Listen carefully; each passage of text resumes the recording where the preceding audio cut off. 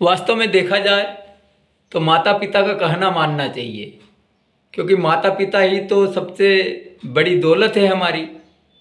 एक बार हमारे पिताजी ने कहा, बोले बेटा जीवन में मेरी 3 बातें याद रखना, ये 3 बात याद रखी जीवन में तो आनंद ही आनंद रहेगा। उनकी अच्छी बात है पिताजी, कौन सी बात है आपकी 3 बात?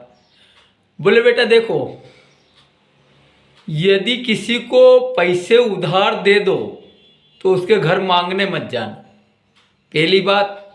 दूसरी बात, शादी हो जाए और घर वाली आ जाए तो कोई काम बिगाड़े तो उसे खूंटे से बांध के मारना। तीसरी बात, यदि खेती करो तो छाँव में जाना और छाँव में आना। उनकी अच्छी बात है पिताजी।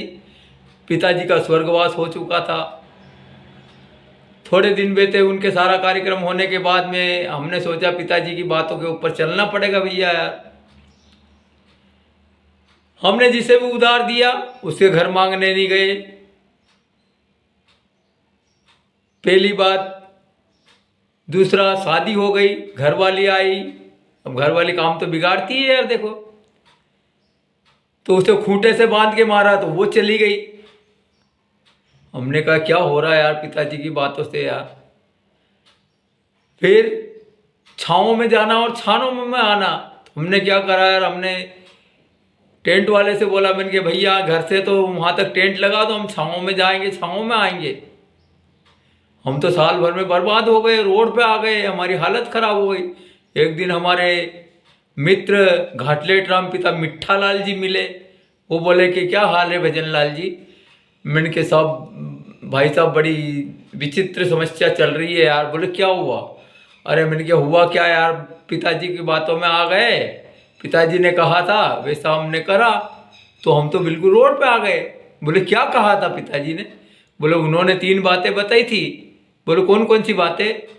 बोले एक तो ये, बोले किसी को पैसे दे दो तो उसके घर मांगने नहीं जाना, और दूसरी बात, दूसरी बोले घर वाली कोई काम बिगाड़े तो उसे खूंटे से बांध के मारना, और तीसरी बात छाँव में जाना और छाँव में बहाना। अरे बोले तुम तो बेवकूफ़ हो, उन्होंने सही कहा था, तुमने पूरा उसका उल्टा कर दिया। मैंने कि क्या हुआ? अरे हुआ क्या, उन्होंने कहा था भाई किसी को भी भले 100 रुपये दो तो 200 रुपये का सामान गिरवे रखो अपने पास में, तो वो भागता हुआ आएगा और उसका सामान ले जाएगा ब्याज सहित। अच्छा ये बात है। और दूसरी बात, बोले घर वाली को जब तक 2-4 बच्चे नहीं हो जाए तब तक उसे पीटो मत, कहीं नहीं जाए, वो खूंटे से बन जाएगी।